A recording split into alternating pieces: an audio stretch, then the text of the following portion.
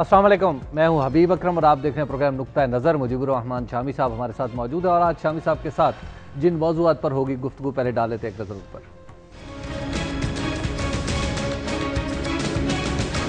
امریکی وزیر دفاع پاکستان کے مختصر دورے پر، وزیر اعظم اور چیف آف آرمی سٹاف سے ملے اور چلے گئے۔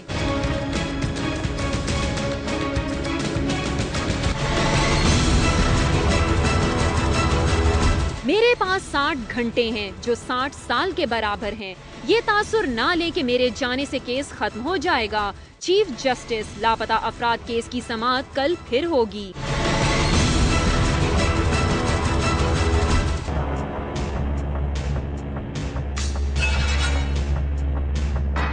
ووٹوں کی تصدیق کے بارے میں چوہدری نثار کے خط کا جواب کل عمران خان پریس کانفرنس میں دیں گے۔ تحریک انصاف 22 تاریخ کو اپنا معاشی پروگرام بھی پیش کرے گی۔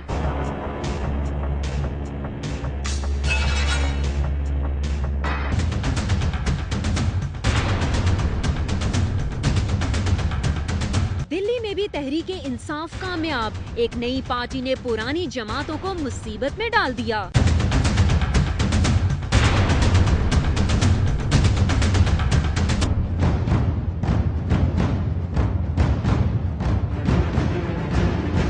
ہفتہ انسداد بدعنوانی کا آغاز، بدعنوانی کا انجام کب ہوگا؟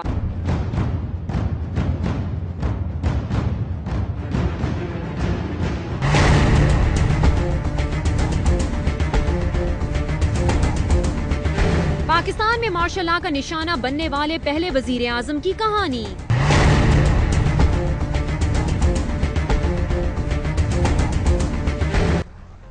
جی، آج کی سب سے پہلی خبر کہ امریکی وزیر دفاع چک ہیگل شامی صاحب پاکستان آئے تھے مختصر سے دورے پہ، اور انہوں نے میاں نواز شریف صاحب سے ملاقات کی اور جنرل راحیل شریف سے ملاقات کی اور چلے تو 4 گھنٹے میں انہوں نے 4 دنوں کا کام کر لیا۔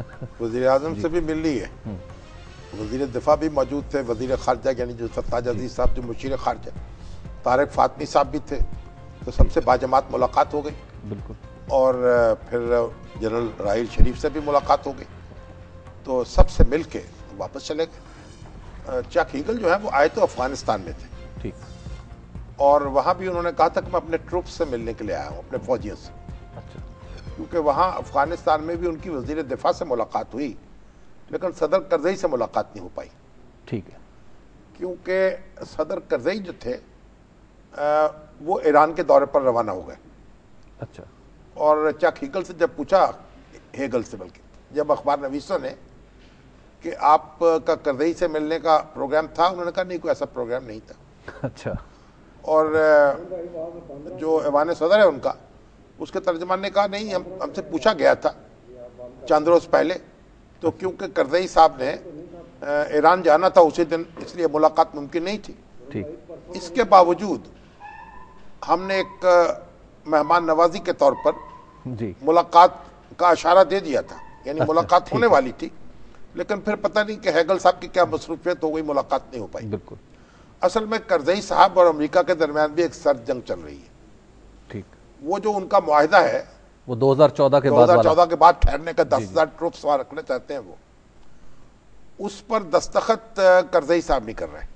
ٹھیک، کرزئی صاحب کا کہنا یہ ہے کہ آئندہ صدر جو آئے گا الیکشن کے بعد وہ اس پہ دستخط کرے گا، گویا وہ اپنی مرضی کا صدر بنوانا چاہتے ہیں، ٹھیک، اور امریکی طاقت کو اپنے حق میں استعمال کرنا چاہتے ہیں، اس کے تاکہ اس کے بعد امریکہ چاہ رہا ہے کہ وہ پہلے دستخط کر دیں، اور ایک بار تو یہ دھمکی بھی ان کو دی جا چکی ہے کہ اگر ایسا رہا تو پھر ہم لپیٹ کے بوریا بیچتے چلے جائیں گے۔ ٹھیک، تو ان کی جو مسلح افواج کی کمیٹی ہے کانگریس کی، اس کے چیئرمین نے کہا ہے کہ امریکہ کو اتنا پریشان نہیں ہونا چاہیے، اپنے پروگرام جو ہے اس پر عمل جاری رکھنا چاہیے، گویا سٹے کا، جی، اور کرزئی صاحب سے بھی بعد میں عہدہ برا ہو لیا جائے گا۔ ٹھیک، تو پاکستان وہ آئے ہیں، تو پاکستان میں ایک تو صورت یہ ہے کہ نیٹو سپلائی رکی ہوئی ہے اس وقت، بالکل، عمران خان صاحب کا دھرنا جاری ہے، اور ڈرون اٹیک جو ہیں وہ بھی زیر بحث تھے، اور بحثیت مجموعی بھی خطے کی صورت پر تبادلہ خیال ہوا ہوگا، اور نئے جو چیف آف آرمی سٹاف آئے ہیں ظاہر ہے ان سے بھی تعارف ہوا۔ تو 4 سال کا جو ایک مقاطع ہے یا کٹی کہہ لیجئے، اس کے بعد یہ پہلی ملاقات ہوئی، لیکن یہ ہیگل صاحب کی ملاقات وزیر اعظم سے ہو چکی ہے وہاں امریکہ میں، امریکہ میں۔ ٹھیک ہے، تو شام صاحب ویسے بات کیا ہوئی ہوگی؟ وزیر اعظم تو وہ تو کچھ نہیں وزیر اعظم سیکریٹریٹ کا یہ جو ترجمان ہے اس نے تو یہ کہا کہ ہم نے ڈرون اٹیک پر زور دیا کہ ان کو روکا جائے کیونکہ یہ کاؤنٹر پروڈکٹیو ہے، ان سے دہشت گردی بڑھ رہی ہے، لیکن ایسا کوئی اشارہ نہیں ملا کہ ہیگل صاحب نے بھی اس کی کوئی حامی بھری ہو۔ اور دوسری طرف یہ ہے کہ نیٹو سپلائی بھی زیر بحث آئی ہوگی، اور بحثیت مجموعی دیکھیے جو اب ہمارا ہمسایہ ہو چکا ہے امریکہ بھی، یعنی ایک طرف بھارت ہمارا ہمسایہ ہے، ادھر امریکہ ہمارا ہمسایہ ہے، ادھر چین ہمارا ہمسایہ ہے، پھر ایران ہمارا ہمسایہ ہے، تو ہمارے ہمسائے جو ہیں تو ماشاءاللہ ایک سے ایک بڑھ کر۔ تو اب یہ جو ہے ہیگل صاحب جو ہیں کیونکہ انہوں نے وہاں رہنا ہے، تو پاکستان کے اور افغانستان کے جو تعلقات ہیں مستقبل کے، ان کا بڑا دار و مدار اس بات پر ہے کہ پاکستان اور امریکہ کے درمیان کتنی انڈرسٹینڈنگ پیدا ہوتی ہے۔ اور یہ ایک دیکھیے ایک مثلث ہے، افغانستان، امریکہ، انڈیا، تینوں سے ڈیل کرنا پڑے گا، یہ ایک ہی آپ سمجھیں کہ سیکوینس میں ان سے ڈیل کرنا پڑے گا مستقبل کے حوالے سے۔ تو بہرحال پاکستان اور امریکہ کے درمیان تعلقات جو ہیں پہلے سے بہتر ہیں، اور بہتر کرنے کی کوشش بھی کی جا رہی ہے، کیونکہ پاکستان کو امریکن سپورٹ کی ضرورت ہے۔ لیکن شام صاحب چک ہیگل صاحب کی طرف سے کچھ نہیں کہا گیا کہ میں نے یہ کہا۔ ہاں ظاہر ہے انہوں نے تو ان کی وہ مناسب نہیں سمجھتے ہوں گے، کوئی ضروری تو نہیں ان کو اپنے جو لوگ ہیں ان کو کوئی ورغلانا تو نہیں نا ان کو، نہ کوئی ان کا یہ مسئلہ ہے، وہ تو اپنا ہے، ہمارے اپنے مسائل ہیں، ہمارے یہاں ایک داخلی مسائل پیدا ہوئے ہیں ہر بات کا۔ شام صاحب ایک بریک کا وقت آ گیا، بریک کے بعد ہم گفتگو یہیں سے آگے بڑھائیں گے، آپ دیکھتے رہیے نقطہ نظر۔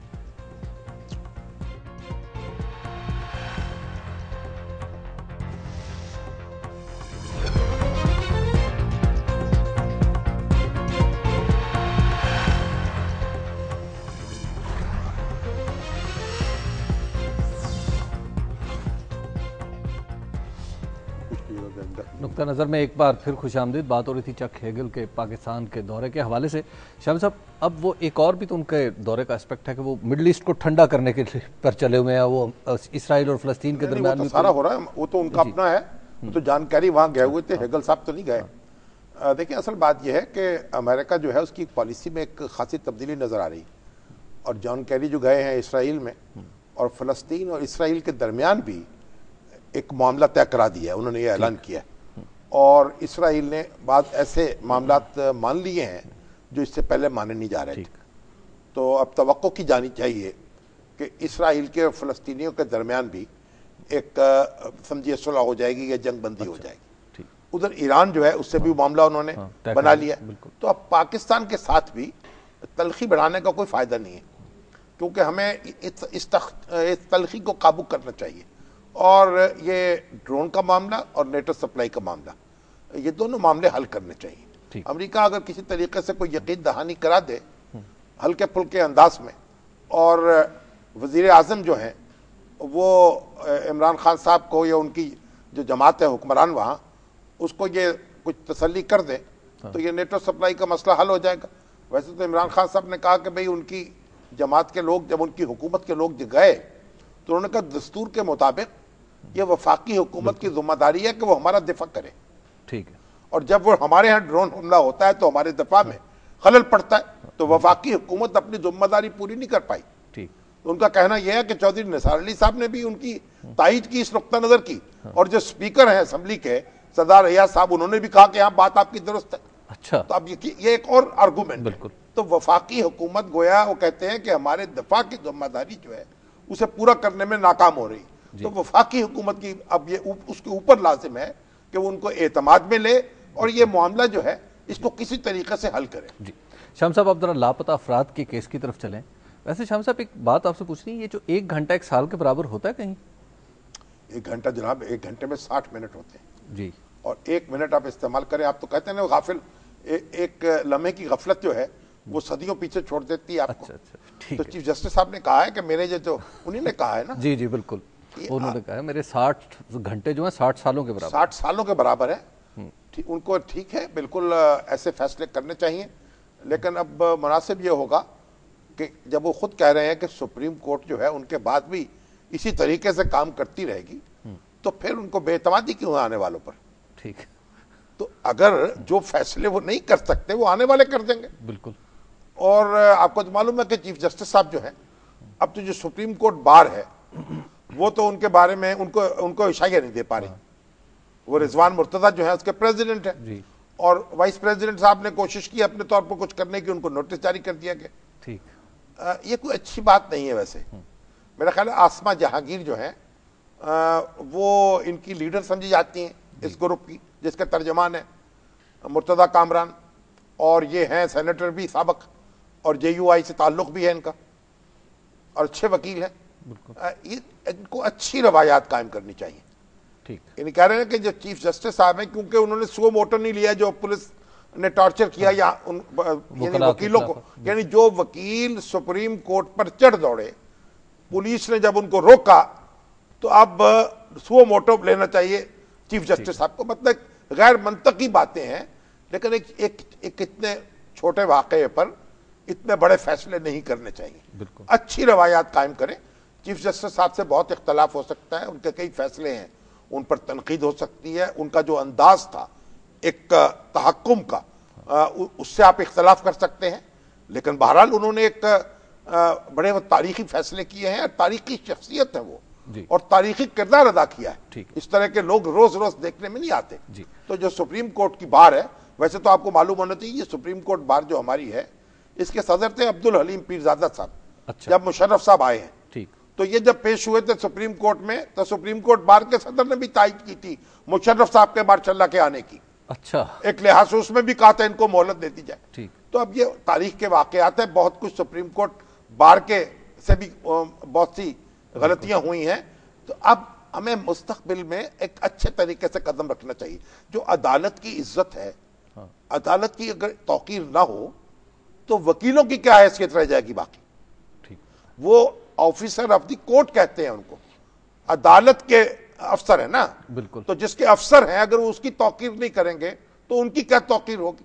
ٹھیک ہے. لیکن بہرحال اب یہ آسما جہانگیر صاحب پر مشتمل ہے, صحابہ پر کہ وہ کچھ کریں یا نہ کریں. لاپتہ کیس, لاپتہ افراد کا کیس, لاپتہ افراد کا کیس جو ہے, دیکھیے سپریم کورٹ کی مشکل یہ ہے کہ یہ لوگ جو قانون کے دائرے سے باہر جن کو ٹریٹ کیا جائے ان کی آواز سنیں. اب سول سوسائٹی اس پہ ہنگامہ کیے ہوئے, چاہے جتنی بھی مشکل کیوں نہ ہو جائے, جو بھی شخص ہو, ریاست جو ہوتی ہے اس کی یہ مشکل ہوتی ہے, اس کے اداروں کو قانون کے اور آئین کے دائرے میں رہ کر ڈیل کرنا ہوتا ہے. اب یہ آپ ایک طرف کہتے ہیں کہ دہشت گردوں سے ڈیل کیا جا رہا ہے, اور دوسری طرف کی دلیل یہ ہے کہ اس طرح کے رویے سے دہشت گردی کو فروغ ملتا ہے. ٹھیک ہے. تو دونوں دلائل اپنی جگہ ہے. بالکل. کچھ عدالت کو بھی غور کرنا ہے, کچھ انتظامیہ کو بھی غور کرنا چاہیے, اور ہمارے اداروں کو بھی اور ہماری ایجنسیوں کو بھی, کہ یہ ان کو ایک وہ آمر مطلق نہیں بن سکتے. بالکل. اور ان کو بھی ایک جو اپنے ریاستی مفادات کا تحفظ کرنا ہے ایک دائرے میں رہ کر کرنا ہے. تو اب یہ مسئلہ ہے, سپریم کورٹ نے جتنا دباؤ ڈالا ہے, چند لوگ تو پیش کر دیے گئے ہیں, اگرچہ کہ کئی لوگ ایسے تھے وہ کہہ رہے کہ وہ تو اپنے عام زندگی گزار رہے ہیں معمول کی, اور کچھ لوگ ایسے ہیں جو ابھی تک نہ سراغ نہیں مل پا رہا یا پیش نہیں ہوئے. تو جس سپریم کورٹ کا دباؤ ہے, ممکن ہے کل کوئی اور بھی لوگ آ جائیں, لیکن اٹارنی جنرل نے کہا بھی ایسا کوئی فیصلہ نہ کر دیجئے گا جس سے دہشت گردوں کی حوصلہ افزائی ہو, ان کے خلاف کارروائی میں رکاوٹ پڑے. آئی جی ایف سی نہیں آئے بہرحال, آئی جی ایف سی تو بیمار ہو گئے نا. جی. اب وہ تو بیمار, آپ کو پتا ہے کہ یہ تو پھر بیماری تو آ جاتی ہے نا. ٹھیک ہے سر, ایک بریک کا وقت آ گیا, بریک کے بعد ہم دوبارہ آپ کی خدمت میں حاضر ہوتے ہیں. آپ دیکھتے رہے نقطہ نظر.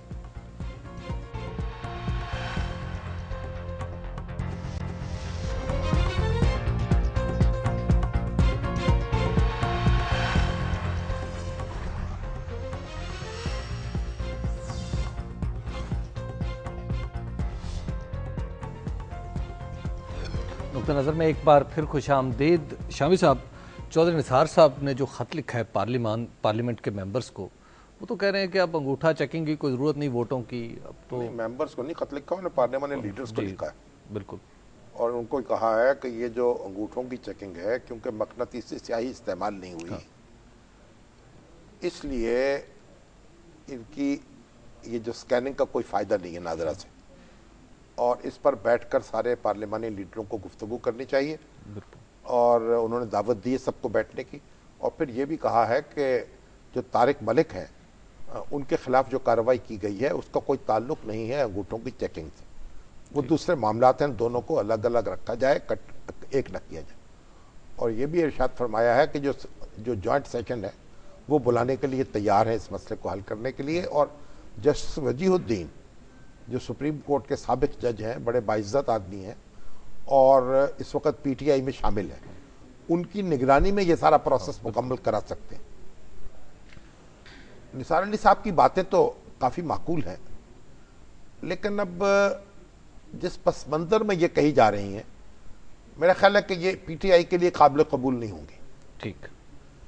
کیونکہ طارق ملک صاحب کی جس طرح برطرفی ہوئی ہے, رات کو اندھیرے میں ان کے گھر میں لیٹر بھیجا گیا, اس سے پہلے ان کو لاہور میں بلایا گیا اور پھر یہاں ان کو کچھ مشورے دیے گئے جنہیں انہوں نے قبول نہیں کیا.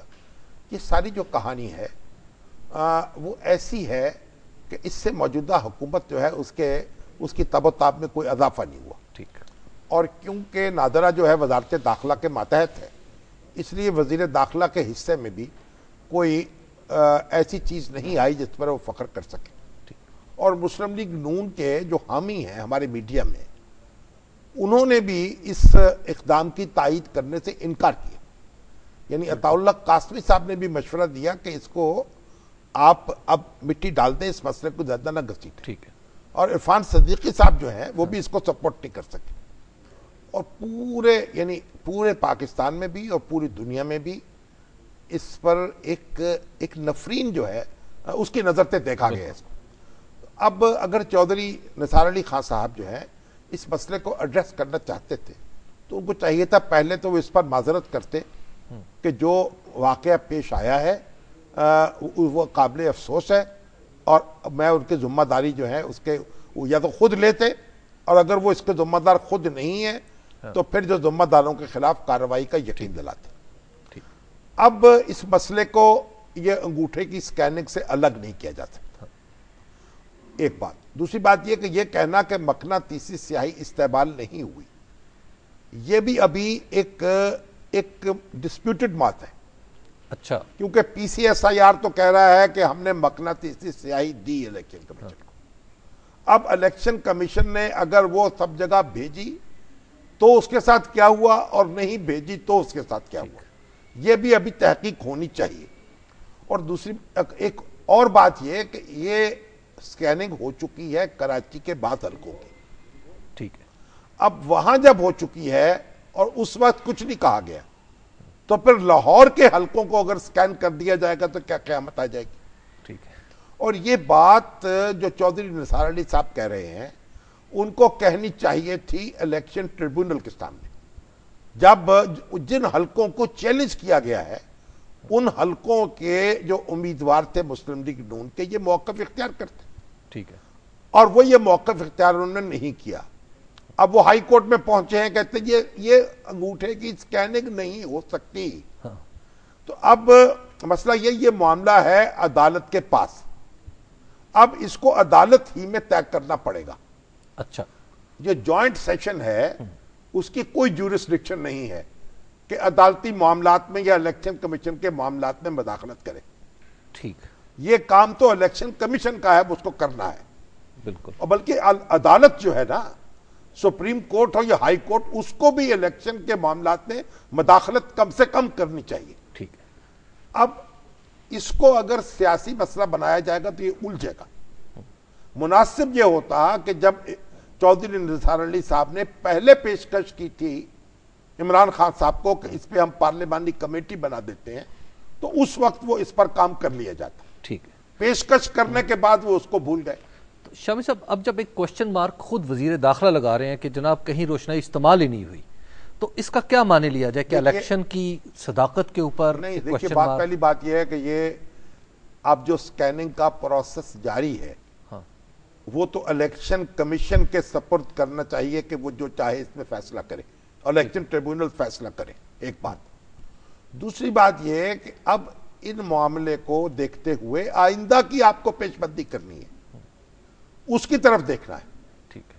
اور جس طریقے سے جو واقعات ہوئے ہیں گزشتہ 2 ہفتے کے درمیان, طارق ملک کی ریموول سے لے کر آج تک, उसने हर यानी हर कदम पर एक सूरत हाल को पेचीदा किया है ठीक। और अब इसे मजीद पेचीदा नहीं करना चाहिए। इमरान खान कल प्रेस कॉन्फ्रेंस करने वाले हैं, पता नहीं क्या इमरान करेंगे। खान तो इस सूरत हाल को कबूल नहीं करेंगे। आज हमारी उनसे मुलाकात थी, अच्छा जो लोकल एडिटर्स और सीनियर मीडिया पर्सन्स थे, उनसे एक उनकी गुफ्तगू थी लंच पर। अब्दुल अलीम खान साहब ने ज़राना दिया हुआ था उनके एजाज में। जो उनका मूड था वो यही था कि ये मामला जो है अब अदालत में ही तय होना चाहिए। ठीक ये एक जुडिशल इशू है, अब ये पॉलिटिकल इशू नहीं है। ठीक। तो मेरा ख्याल ये है कि अब इसमें जितना आप जज्बाती होंगे, और चौधरी निसार अली साहब का बड़ा एहतराम है मुझे, लेकिन उनकी जज्बातियत जो है उसको उन्हें काबू करना होगा। ठीक। शामी साहब, दिल्ली में भी वही हुआ जो पाकिस्तान में हुआ, यानी तहरीक इंसाफ। वो तो जनाब जब इमरान खान साहब गए हुए थे इंडिया, वहां एक कॉन्फ्रेंस थी और शाह महमूद कुरैशी साहब भी उनके साथ थे। तो जब वो वापस आए हैं तो वो इतनी उनकी बातें खिली हुई थी कि वो गोया दिल्ली में तहरीक इंसाफ जीत गई है, या कामयाबी हासिल कर ली है। फैक्ट तो यही है, वहां पे भी चेंज का ही नारा लगा। जो आम आदमी पार्टी, हाँ। एक तो देखिए इंडिया में बड़े जो एक ये नाम रखे जाते हैं, ये भी बड़े दिलचस्प होते हैं, और कई नारे वहीं से आए हैं जो हमने अडॉप्ट किए हैं। अच्छा। जैसे वो देखो, जब तक सूरज चांद रहेगा, हाँ, इंदिरा तेरा नाम रहेगा, बिल्कुल। ये सब वहीं से आया है। बस हम अपने लीडर का नाम बदल देते हैं। और अब ये उनके नारों में बड़ी बाज़-औक़ात बड़ी अवामियत होती, जैसे आम आदमी पार्टी। अब गरीबी हटाओ, एक नारा था इंदिरा गांधी का एक जमाने में, तो आप इसका मुखफ़फ़ आप है। हाँ। तो अब इसके जो लीडर है ना, 44 साल हैं वो, अरविंद जी केजरीवाल जी, अरविंद केजरीवाल, अरविंद केजरीवाल जो है जी, अरविंद। तो ये हिसार के रहने वाले हैं, ठीक है। और अन्ना हजारे के जनाब मुरीद हैं, उनके साथ मूवमेंट चलाते रहे। और ये साबिक अफसर रेवेन्यू डिपार्टमेंट के, यानी उनका जो इनकम टैक्स का महकमा है ना, ठीक है, उसके इनकम टैक्स अफसर समझिए आप रहे, आला अफसर है, आला अफसर है, कमिश्नर रहे होंगे। और ये जो इंस्टीट्यूट ऑफ टेक्नोलॉजी है उसके ग्रेजुएट, अच्छा, तो बड़े पढ़े लिखे। और अन्ना हजारे के साथ मिलकर इन्होंने काम किया, और उसके बाद पार्टी बनाने का ऐलान कर दिया था 1.5 साल पहले। अब दिल्ली में इन्होंने इलेक्शन लड़ा है और नौजवानों को मुतहर्रिक किया है, और पॉलिटिक्स तमाम पॉलिटिकल पार्टीज के खिलाफ कैंपेन चलाई है। ठीक। अब इमरान खान साहब जिस तरह मैदान में आए थे उसी तरह ये आए, बिल्कुल। लेकिन इमरान खान साहब में और इनमें फर्क यह है कि जो गलतियां उन्होंने की थी इन्होंने नहीं की। अरविंद केजरीवाल, हाँ जी, पहली बात तो ये कि उन्होंने पहले एक स्क्रीनिंग बोर्ड कायम किया, अच्छा, ताकि कोई कैंडिडेट ऐसा ना हो जिस पर करप्शन के इल्जामात और वो कैंडिडेट बन जाए। ठीक। पहले छान पटक कर ली। दूसरा ये, हर कॉन्स्टिट्यूएंसी जो है, हर हलके का अलग मंशूर दिया है, वाह, उसके मसाइल के हवाले से, और फिर कंपेनिंग जबरदस्त चलाई है। और उसी ओवरसीज इंडियंस जो हैं उन्होंने बेशुमार सपोर्ट किया उनको। ये तो ऐसी जैसे तहरीक इंसाफ की कहानी है। लेकिन अब उन्होंने 70 नशिस्तें थी असेंबली की, दिल्ली की, अब 70 में से इन्होंने जीत ली हैं 28, बिल्कुल। और बीजेपी जो है, मैं 31 नशिस्तें जीती हैं, 31 उनके पास, 31 या 32। अब वो उनको चाहिए 70 में से, यानी 36 नशिस्तों से उनकी हुकूमत बनती है। और ये ऐलान कर दिया है उन्होंने, आप पार्टी ने, कि किसी के साथ कोई कोलिशन नहीं बनेगी। वाह। अब वहां हुकूमत बनानी मुश्किल हो रही है, क्योंकि कांग्रेस के पास बहुत कम 7-8 सीटें हैं जी। और कांग्रेस और बीजेपी के दरमियान कोई समझौता हो नहीं सकता। एन मुमकिन है कि दोबारा इलेक्शन दिल्ली में कराना पड़े और गवर्नर राज लग जाए। बिल्कुल। क्योंकि इन्होंने जो शीला दीक्षित है ना, जो वजीर आला रही है 3 टर्म्स में, चौथी टर्म पे इनसे हारी है अरविंद केजरीवाल से। श्याम साहब, एक ब्रेक ले लेते हैं, ब्रेक के बाद हम गुफ्तगू यही से आगे बढ़ाएंगे। और मैं आपको बता दूं कि आज हम आपके सवालात नहीं शामिल कर पाएंगे, कुछ दीगर मौज़ूआत हैं उन पर हम बात करेंगे। आप देखते रहिए नुक्ता नज़र।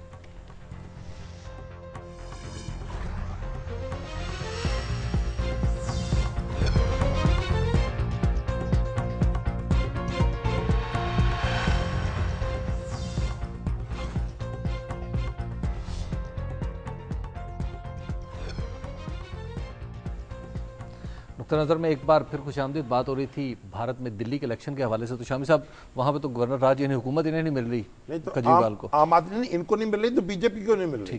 اب دیکھیے، اور بی جے پی جو ہے وہ 4 ریاستوں میں الیکشن ہوئے ہیں، 4 میں جیتی ہے تقریباً، اور وہ لیکن دلی میں معاملہ پھنس گیا ہے. اور یہ ان کے حوصلے بلند ہیں. جھاڑو ان کا انتخابی نشان تھا اور جھاڑو پھیر دیا ہی نہیں، بلے سے پاورفل ثابت ہوا ہے جھاڑو، اور صرف دلی میں الیکشن لڑا انہوں نے. اب یہ لڑیں گے لوک سبھا کا الیکشن 2014 میں. وہ کہہ رہے ہیں پورے ملک میں ہم الیکشن لڑیں گے 2014 میں. جی شامی صاحب، انسداد بدعنوانی کا ہفتہ ہے اور اس میں ایک کلیم جو پنجاب گورنمنٹ کا ہے وہ سامنے آیا کہ جناب ہم نے تو آغاز کر دیا پٹوار خانہ کمپیوٹرائز کر. دیکھیے، انسداد کرپشن جو ہے جی اس کا دن منا رہی ہے، نیب اس میں پیش ہے. اب اس کے بھی بڑے معاملات ہیں، لیکن نیب کی بہرحال ایک نیب کو حکومتوں نے خراب کیا ہے، اور کچھ نیب ویسے اس نے کچھ نہ کچھ پرفارم بھی کیا ہے کافی حد تک، اور کافی جو پیسے وصول کیے ہیں لوگوں سے، ایک پرفارمنس اس کی اوورآل دیکھیں تو اچھی رہی ہے. اگر حکومتوں کی مداخلت ختم ہو جاتی تو شاید اس سے بہتر پرفارم کر سکتی. لیکن بہرحال اب پنجاب حکومت جو ہے نا، اس نے ایک بڑا بنیادی کام کیا ہے. اس نے جو لینڈ ریکارڈ ہے نا صوبے بھر کا، اس کو کمپیوٹرائز کرنے کا فیصلہ کیا، اور آدھے اضلاع میں تو ہو چکا ہے. اور ان کا جون 2014 میں سارا جو پنجاب کا لینڈ ریکارڈ ہے وہ کمپیوٹرائز ہو جائے گا. شہباز شریف صاحب نے کل یہ اس بات کا اعلان کیا ہے، اور انہوں نے جگہ سینٹر بھی قائم کیا، جو ان کا افتتاح بھی کیا، لاہور میں بھی، دوسری جگہ بھی سینٹر قائم ہو چکے. اور اس طریقے سے گویا جو ایک صدیوں کے بعد جو پٹواری کلچر ہے نا جی اس کا خاتمہ ہو جائے گا. ٹھیک. کیونکہ پٹواری کہاں جائیں گے بیچارے؟ پٹواری کو اور کام کریں گے، یا ان کے پاس کوئی ڈیمارکیشن وغیرہ رہ جائے گی. یہ جو ان کا بستہ ہے نا جس میں انتقال کرتے تھے، جمع بندیاں ہوتی تھی، لوگوں کی زمین ادھر کی ادھر ڈال دیتے تھے، اور طرح طرح کے معاملات پیدا ہوتے تھے. اب سارے کام جو ہیں اوپن ہو جائیں گے اور کمپیوٹرائزڈ ہوگی ہر چیز، اور اربن پراپرٹی بھی کر دی جائے گی، اور دیہی جو پراپرٹی ہے وہ بھی کر دی جائے گی. جو ایگریکلچر لینڈ ہے وہ بھی، اور جہاں اربن لینڈ ہے وہ بھی. اس طریقے سے آپ ایک بٹن دبائیے، پتہ چل جائے گا کہاں کس کی ملکیت ہے، اور پھر اس سے وراثت کے جھگڑے نپٹانے میں آسانی ملے گی، تقسیم میں آسانی ملے گی، لوگ قبضے نہیں ہو سکیں، قبضہ گروپوں کو بڑی حوصلہ چکنی ہوگی. تو بڑا ایک انقلابی کام ہے. اور اگر یہ جو کرپشن کے خلاف جو دن منایا جا رہا ہے، اس پنجاب جو ہے اس حوالے سے اس پہ خاص میرا خیال فخر کر سکتا ہے. ٹھیک ہے شامی صاحب، اگلی خبر ہے اور وہ اگلی بڑی انٹرسٹنگ، اور ٹائم ہمارے پاس کم ہے. وہ جو آپ نے بتانا تھا پاکستان میں مارشل اللہ کا پہلا نشان. اصل میں آج جو ہمارے ملک فیروز خانون ہیں، سابق وزیر اعظم، ان کی برسی ہے 43ویں. ان کا کوئی ذکر مقصود تھا جو نہیں ہو پایا جی. اور پھر ہمارے شمس الرحمان معاویہ ہیں، وہ رخصت ہوئے ہیں، ہمارے دوسرے دوست رخصت ہوئے ہیں. تو اب یہ ساری باتیں جو ہم کل کریں گے آج. اور پھر وزیر اعظم نے جو یہ قرضہ سکیم کا اعلان کیا ہے، اس کا بھی جائزہ لینا. نوجوانوں نے بہت پوچھ رکھا آج. ظاہر ہے کہ جو اگر پیسے ملنے کی امید ہوگی تو پھر ظاہر ہے کہ لوگ پوچھیں گے اور کنڈیاں کھڑکائیں گے، اور جناب کمپیوٹر کو بھی لے کے بیٹھیں گے جی. کیونکہ 20 لاکھ تک کے قرضے انہوں نے کہا کہ دینے ہیں، اور 1 لاکھ افراد کو ہر سال قرضے دیں گے کاروبار کے لیے. ٹھیک ہے. تو یہ بھی ایک بڑا اہم اقدام ہے. بالکل. اس کے اثرات کیا ہوں گے، اس میں کون سی احتیاطی تدابیر کرنی چاہیے جی. اور یہ ساری باتیں ہیں جن کا جائزہ لینے کی ضرورت ہے. چلیں جی، ہمیں اب پھر ملک فیروز خان نون صاحب پہ بات جو ہے پھر آگے کی طرف چل پڑی. ملک فیروز خان نون صاحب کو تو دیکھیے، ایوب خان کا ماشاء اللہ آیا اور ان کو ان کے منصب سے ہٹا دیا گیا جی. اور جب ماشاء اللہ لگا تو میرے پاس وہ خط تھا جو جنرل اسکندر مرزا نے لکھا تھا، صدر پاکستان تھے ان کو. اچھا. اب وہ خط بڑا دلچسپ ہے. میں چاہتا ہوں ہمارے قارئین اس کو، یا ناظرین جو ہے، قارئین تو بڑے، ناظرین اس کو ذرا سن لیں ایک بار جی، لیکن کل سنائیں گے. اب چلیے شاہم صاحب، ہمارے آج کے پروگرام کا وقت ختم ہو گیا، تو ہمیں دیجئے کل تک اپنے ناظرین سے اجازت لیتے ہیں، اور پھر خط جو ہے وہ جو آپ کہہ رہے ہیں کل سناؤں گا، اگر کل کچھ اور افتاد نہ آ پڑی، یا پھر ہم کوشش کریں گے اپنی فیس بک پہ کم از کم اس کو ضرور ڈالیں. اس کو سنائیں گے. چلے ٹھیک. تو ہم لیتے ہیں اپنے ناظرین سے اجازت کل تک کے لیے. اجازت دیجئے، اللہ نگہبان.